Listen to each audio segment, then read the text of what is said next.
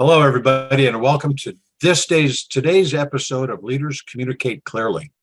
Our special guest speaker today is Jamie G. Smith.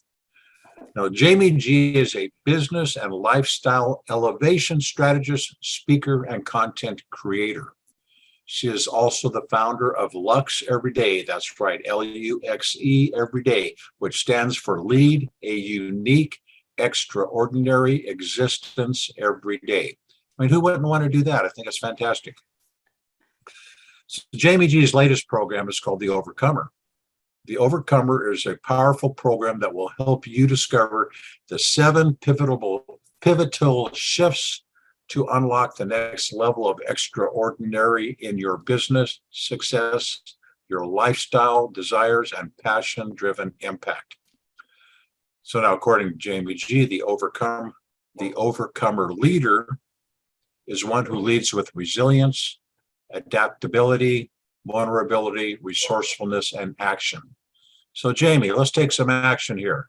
So why don't you clue us in? Tell us why this is important to you. What is going on that you think this whole decreasing stress, chaos, overwhelm, and burnout is important in our lives, and why should we pay attention to you, Jamie? Come on, clue me in. Well, thanks, Daniel. And it's so exciting to be able to talk with you guys today. My passion really started when my own life was falling apart into pieces in 2012 when I had gotten a divorce and I had been a stay-at-home mom, a homeschooling mom, and all of a sudden I had nothing. Like I was starting at ground zero. So it was really leading from that space of fear and reactivity. And what I learned very quickly, or actually it took me about a long span of time to learn these lessons that I have actually incorporated into my online program. But what I learned was the more reactive that we are, the more stressed and anxiety ridden we are, the worse we handle pretty much everything in our life. Whereas when we're able to take down that stress level, to gain awareness of what our default patterns are, our triggers are, and why we have them, then that puts us in control. It empowers us to, instead of reacting to our external factors, the things that are going on around us. For example, maybe COVID, right? Maybe perhaps an economic downturn. These things that are scary, they're unknown. We don't know the outcome. We can't predict the outcome. Even when we think we are in control, the reality is we're not. And so how can we put ourselves in a position where we can be coming into any situation, whether it be personal, whether it be work in a team environment, in a corporation, whether it be, with your family members, how can we be introducing ourselves at the best version of who we are? And instead of reacting, being very proactive and intentional with how we choose to do things so that we can make powerful decisions. We can see what we can control and utilize those things versus trying to focus on what we can't control. And so actually in any situation, whether it be really highly stressful or even just an everyday situation, when we have these tools, we're able to really be the best version of ourselves. We're able to up-level anywhere we are in the atmosphere, like whatever room we walk in, whatever team we engage with, whatever our children are doing, right? If we have this new perspective and these new tools to draw upon, it just helps us to really be able to do so centered, more authentically to who we are, and without creating a big disaster around us because we're working out of that stressful place, right? That's not good. It doesn't work. It doesn't, trust me, I was there. It doesn't work. Okay, well, you bring up 2 very unique concepts here, being reactive and being proactive. Now, I'm thinking, just from what I heard you say, is by drilling down and digging into what our triggers are and why we act the way we are, that's the whole reactive side of ourselves, right? And once we understand those, then we can find a proactive side of ourselves to move forward in a better way.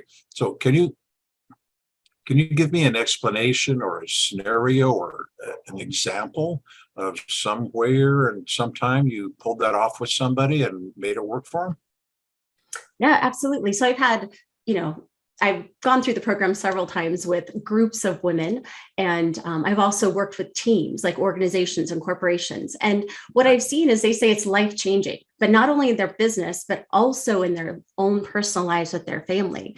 So for example, I was working with a high-level dentist in Florida, and she was in that space of really being reactive. She just felt like life was messy. It was out of her control. External factors were controlling her emotions, which that's really easy to allow, right? When we have so many things, so many stimulations coming from external factors, and they affect what's happening to us personally, whether it be our teams, whether it be our families, whether it be ourselves. Those external factors affect us. But however, when we can choose and be aware, and I think it all starts with awareness, Daniel. And I know you know this so well because of the programs that you've put together for disaster planning. And so it all starts with awareness. And once we're aware of how we personally react, what our default patterns are under stress, under anxiety, under fear, when we are able to unwrap those and be very honest with ourselves, and then figure out also, once we know what our patterns are, now what are our triggers? Like what triggers those reactions? Because again, if you know what your patterns are, that's great. But if you don't know what's triggering that, then that's a whole nother level. And then we actually, in my program, take it one more step deeper so we can figure out why. Why is that specific thing, whether it be an environment, a person, a past experience, triggering you, so that we can clean it out. And now we have a fresh slate to start from. Now we're aware of where it came from. And instead of being tied to the past experiences, instead of them controlling us, we now get to be in control. So you say it's sort of like by the simple recognition or recognizing whatever the factors are that are sliding us off the edge there, then we can make adjustments personally somehow. And absolutely. Right?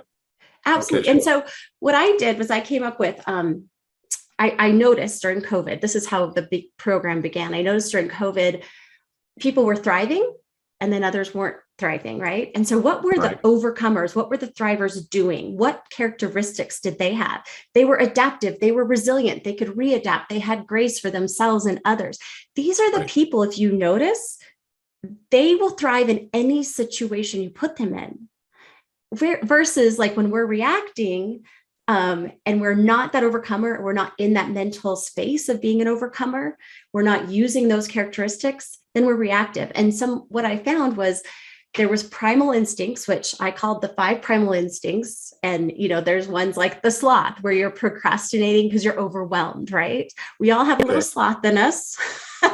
So these are our primal, right? I know, especially as perfectionist leaders, high achievers, seriously, like we get overwhelmed. We all have a little bit of procrastinators because when you're a perfectionist, you're driven, you want things to be done with excellence. And so sometimes that holds us back. And so, but there's 5 different primal instincts, and those are really our reactions. Like, how do we react, respond, what comes out of us? And then there's 5 operating systems, which is what is our mental state? For example, you might be a detacher. You might be detaching from your environment, from the people that you're with when you're under stress, right? So there's 2 different levels. And so as you become aware of these levels, now we can do something about it and be proactive and set up a power strategy going forward. So I would think there's probably a plan of action that could be put in place if somebody recognizes they need to make a change. But then that comes back to another thing. A lot of people might recognize they need to change, but they don't want to do the change. So how do we surmount that? What kind of barrier is that? And how do we make that one work? Yeah. Well, and sometimes I think, as you know, and as I know, as leaders, we see this a lot. There are people that just aren't ready to change. So until you're ready, you can't force somebody to change. Like I can't help somebody that is not ready to help themselves.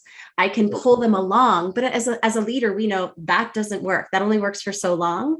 We have to empower our people. And a lot of times it might be lack of self-confidence. It might be maybe their energy management is low. I cover energy management in my course as well. And energy management is something that if your energy is low, you don't have the capacity to even want to dig deeper, right? Because you're barely hanging on as it is. There's a survival aspect to that because you barely have enough to survive the day. And so I really think energy management is a whole nother side. It's one of the shifts that I really help people walk through the process of, because when you don't have that ability to bring forth, you're not motivated because you're exhausted, right? That is a piece also. That's a reality that can happen. And that could be why people don't want to dig deeper. So sometimes just fixing their energy will really help. And I call it the potential gap. And here's our potential. And here is maybe where physically we are, or mentally even, especially these days, right? Mental is just as important as physical. And there's this gap. And if we don't take care of ourselves first, if we don't get sleep, if we don't manage our environment around us, and as far as the stress level that it brings upon us, right? If we don't mentally take care of ourselves, if we don't do that, then what has to happen with our potential? It has to come down to meet what we're capable of. And that's what you're talking about, Daniel. You're talking about these people don't have anything left to give, possibly. And maybe that's why they're not motivated. And so really by fixing their energy, here's the potential. You fix the vessel first. You take care of your vessel first. You take and extract out the things that are drawing and sucking energy out of you. And you replace that with things that give you energy, right? By doing that, all of a sudden, now you can increase your potential because you now have a vessel that can keep up with your potential. So it sounds like you're saying that your energy level is almost in direct correlation to your reactiveness or your proactiveness in some way, shape, or form. 100%. Excellent. Yes. See, this is why I like to talk to you, because you just get it. So yeah, like if you don't have, if you don't have the energy to take care of it, your energy. Okay. So for example, let's just take one aspect of energy, right? Your sleep. Okay. And I know that some people are like, I can sleep when I'm dead. You can, but do you really want to live your fullest version of you while you're here on this earth? I do.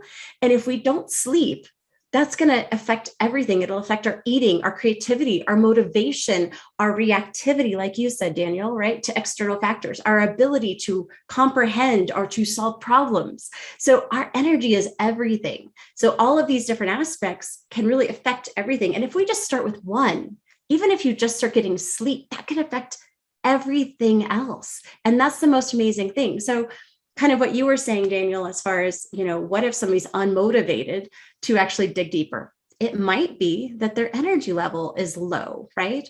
Or possibly they've just had a really large trauma or crisis and they just need time to heal because they have nothing left after that. So sometimes it's just where people are.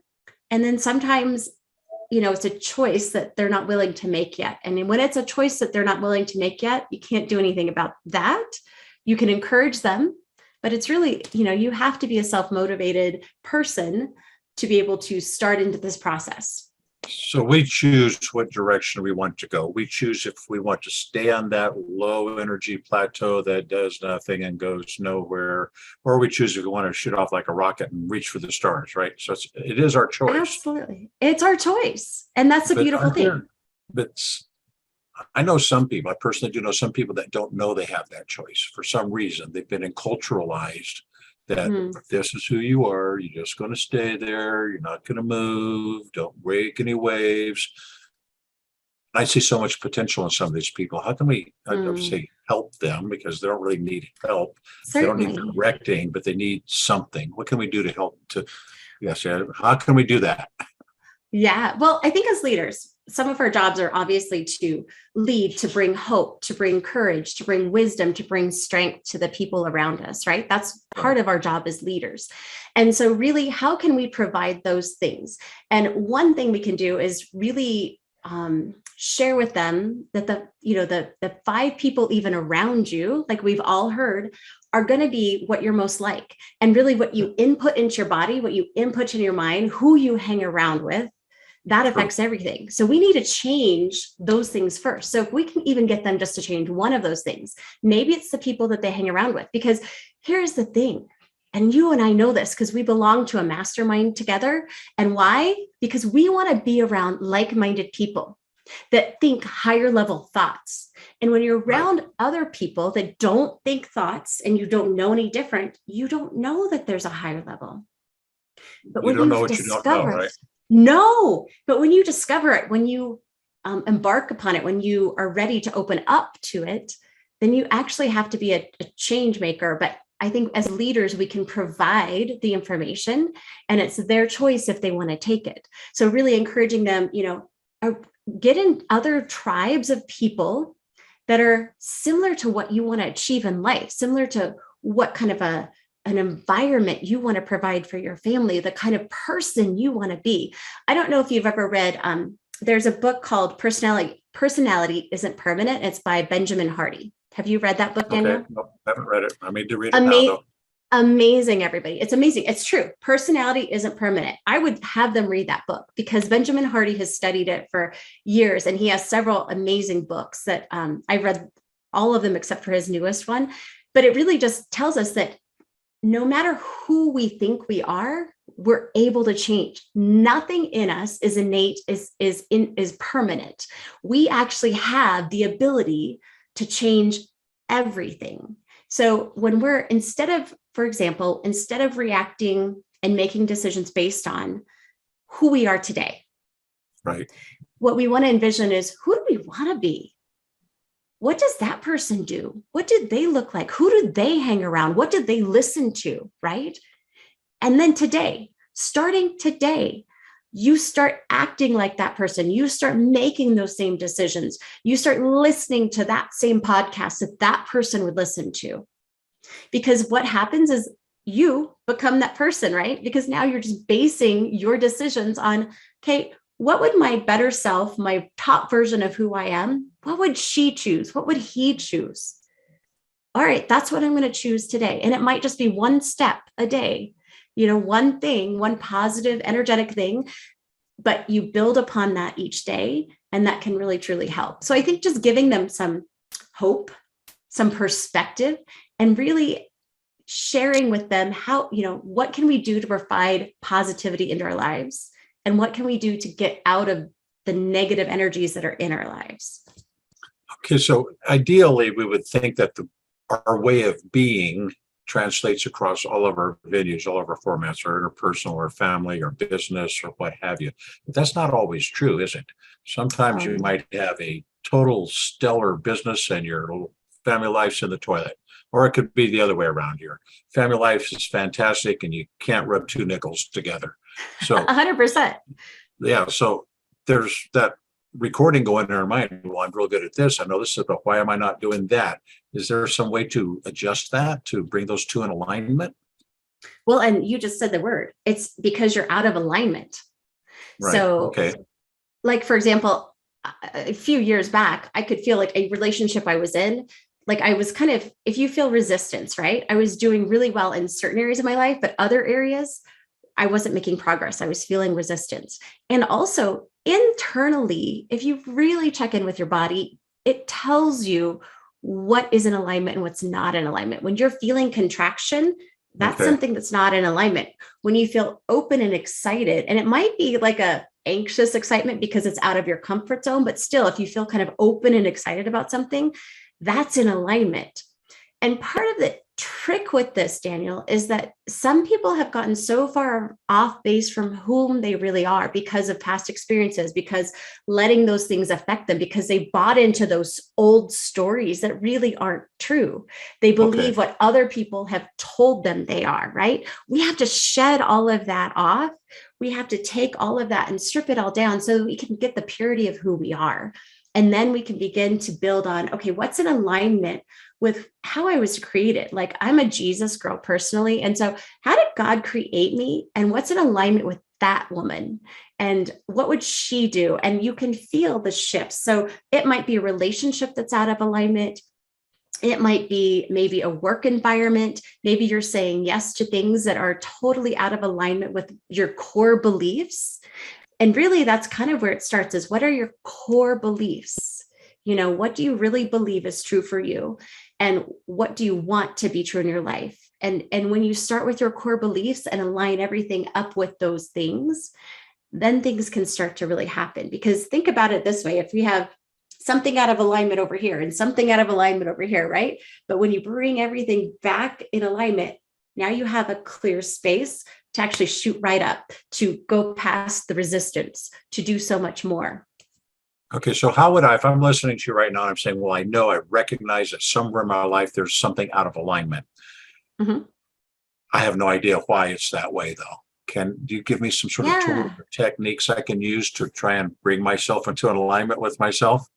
Yeah. Well, you need to get very introspective. Again, it's that awareness piece. So first I would do is like really start to journal. And I know some people are like, I hate to journal. Well, here's the thing.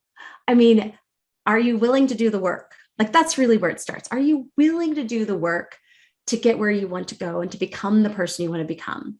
And when you're really able to be, and again, it starts with being 100% truthful, because if you can't be truthful with yourself, then that is, you're not going to get very far.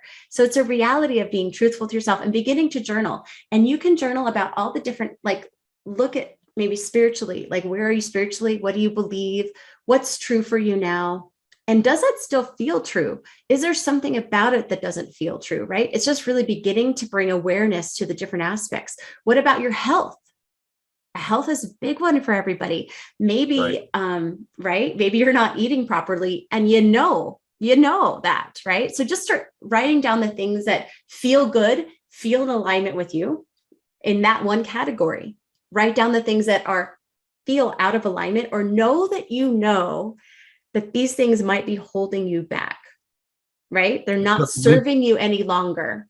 And you need to start with those. And I wouldn't start with all of them, just bring awareness. And if you have start small. But what I would say is, once you have your list of, okay, so let's do categories. Let's do a spiritual, a health, a mental, relationships. Just write down the basic categories, your career, and do one category or one column that just is all about the things that feel good, the things you're really feeling powerful in, the things that feel like you. And then in the next pillar or the next line over, write everything that is holding you back, that doesn't feel right, that feels resistance for you. And then look at those and just say, okay, these are, first of all, I always say celebrate, give yourself credit for all the good things you're doing. That's something that we don't do a lot of times as leaders, as achievers. We just go right on to everything else, the next task, the next goal. We really need to really gain a perspective of the goodness that we have achieved, the good things we are doing, the things that are going right in our life. Really internalize those and be proud of yourself for that.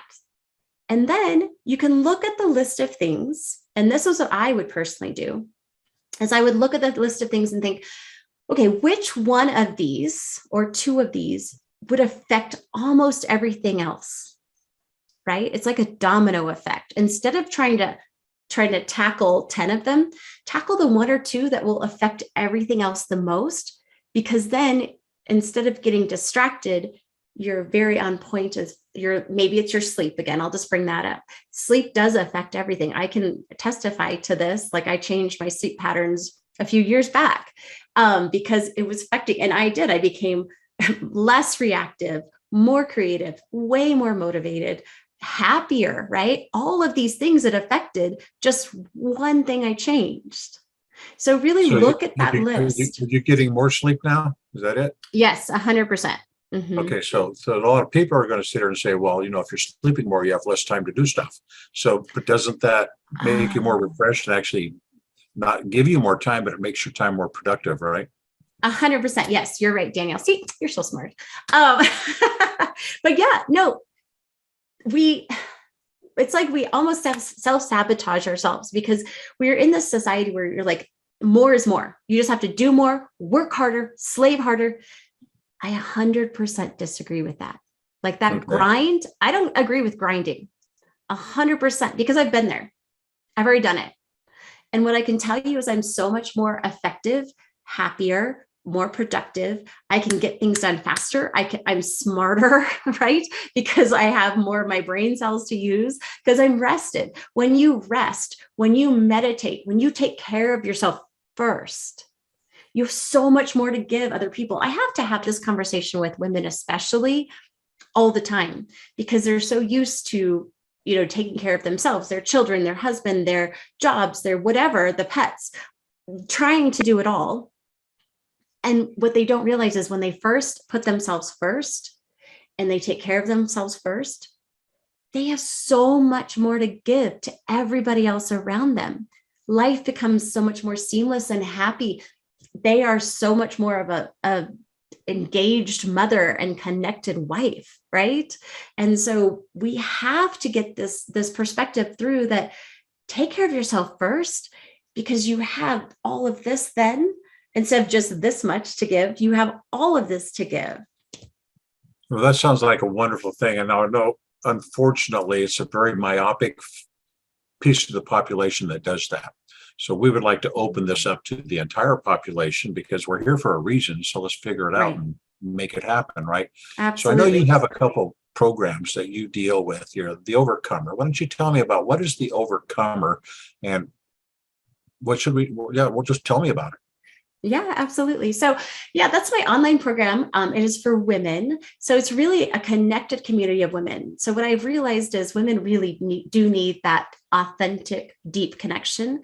And this is one way that I've been able to give it, but I'm also taking them to the next level. So we do have, it's a 10-week program. And we do work on, what are your default patterns and triggers? What are the 7 shifts to really shift from where you are to where you want to be? Right? It's taking it to that next level in your life, in your business, in the impact you want to leave on the world. So we talk about grace and reflection. So something I realized a long time ago, again, as leaders, we tend to be very hard on ourselves. But what I found, because I hurt myself and I had to rely on others, I had to have grace for myself. When I had grace for myself, I had more grace for everybody else too around me. And so really being more gentle with ourselves and kind to ourselves is huge.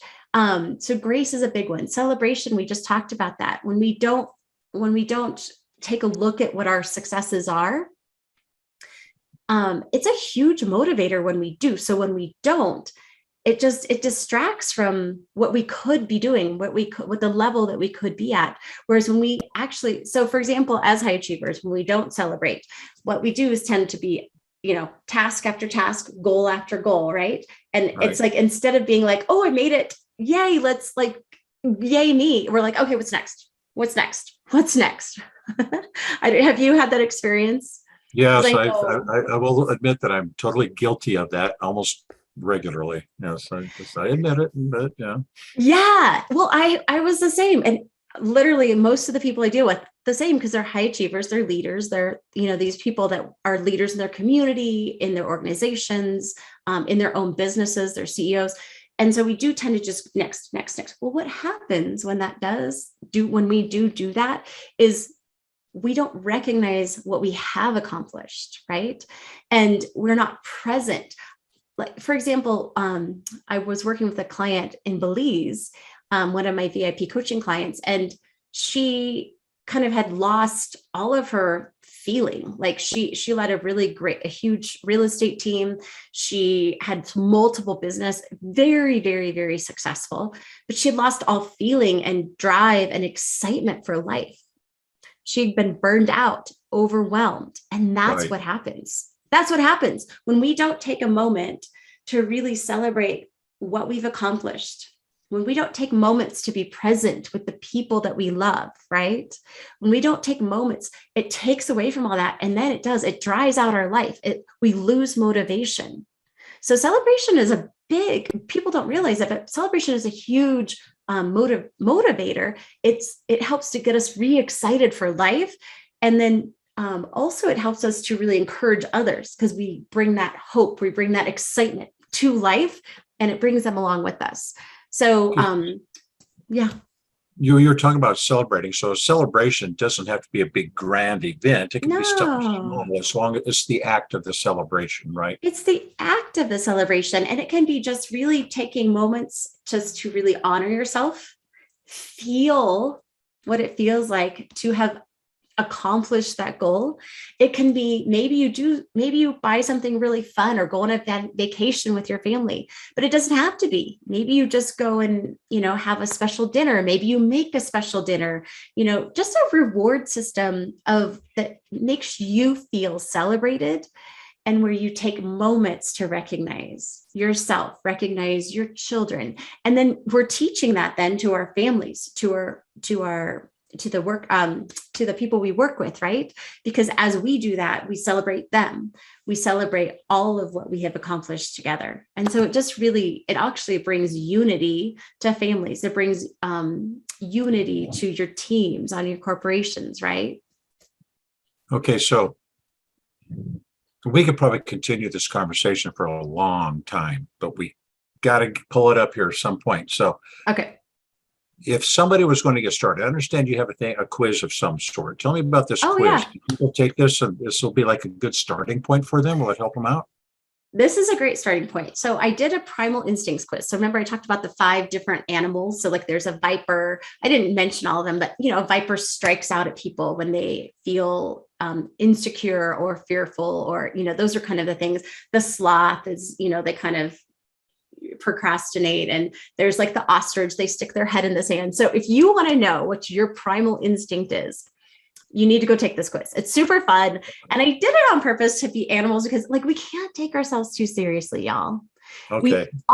We all have patterns, default patterns. We all do. I don't care who you are. And so I've been all of these, just so you know. But this is going to show you which one is your primary one that you lead with. Now, here's the thing.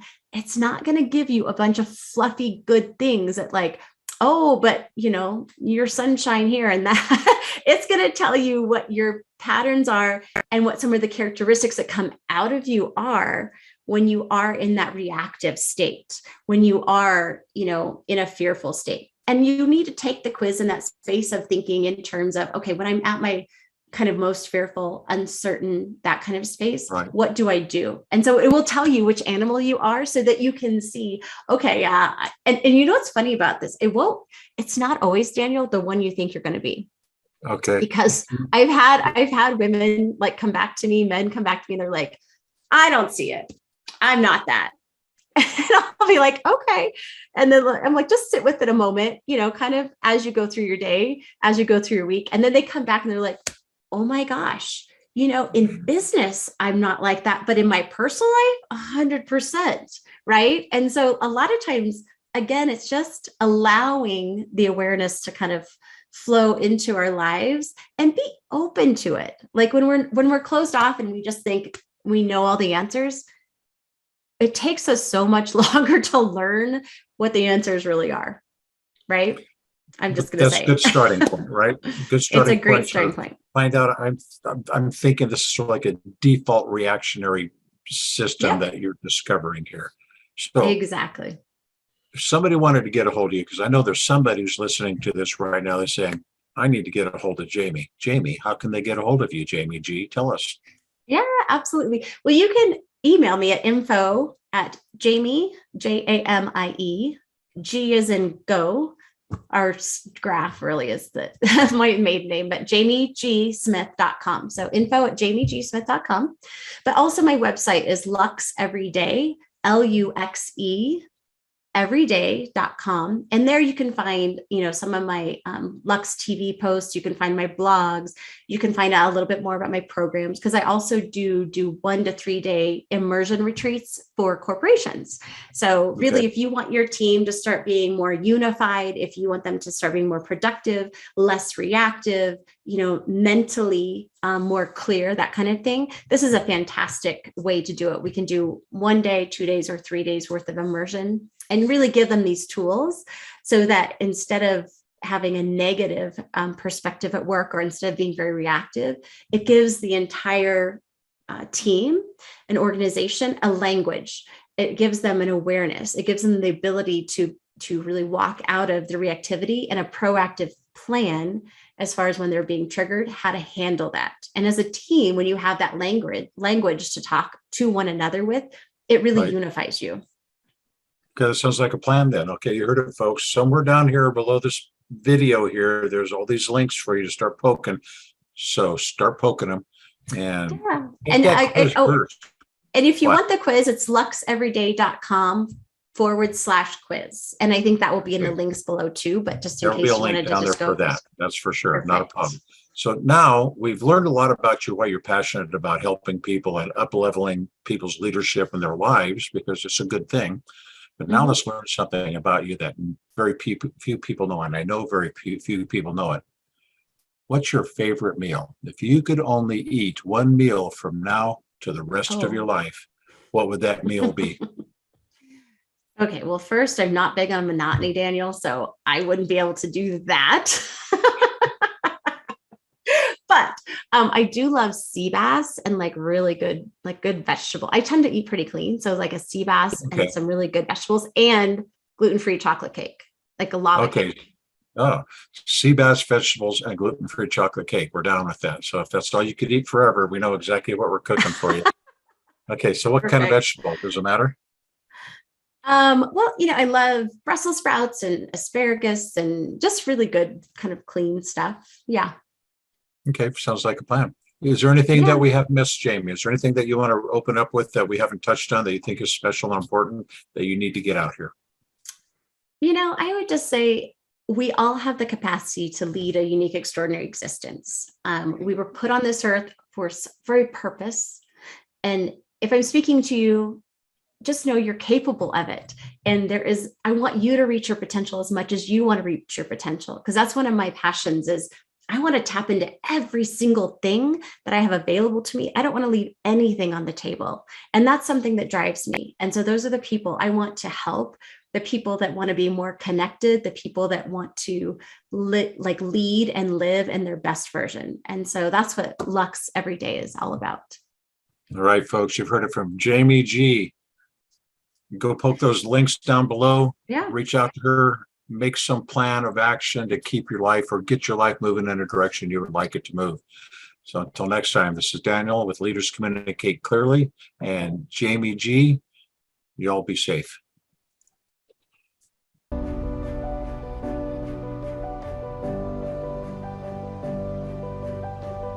Hello there. I'd like to congratulate you and applaud you for being one of the unique individuals who has taken advantage of the Leaders Communicate Clearly Summit. Now, these videos are going to be going away at the end of the week, and you're never going to have access to them again.